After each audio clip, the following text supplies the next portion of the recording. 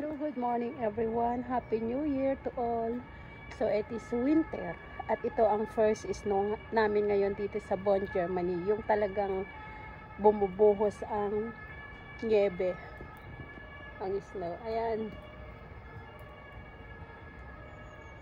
So medyo mataas itong kinalalagyan ko ngayon. So mas maraming snow dito sa taas.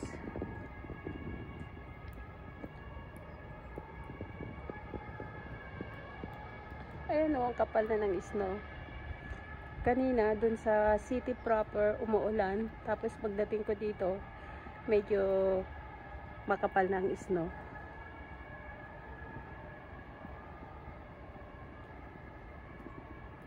So, medyo tatagal pa ito kasi ang langit ay brown. So, ibig sabihin, marami pang snow ang babagsak dyan.